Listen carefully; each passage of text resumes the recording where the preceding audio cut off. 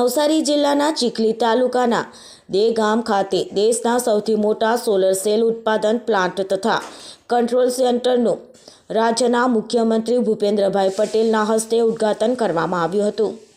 સંપૂર્ણ ઓટોમેટિક અને AI સંચાલિત પ્લાન્ટના ઉદ્ઘાટન બાદ મુખ્યમંત્રી અને અન્ય મહાનુભાવોએ પ્લાન્ટની મુલાકાત લીધી હતી. વારી એન્જિનના MD હિતેશ દોશીએ મુખ્યમંત્રી અને અન્ય મહાનુભાવોને આ પ્લાન્ટની વિશેષતાઓ, સોલર સેલ બનાવવાની તમામ પ્રક્રિયાઓ અંગે વિગતે જાણકારી આપી હતી.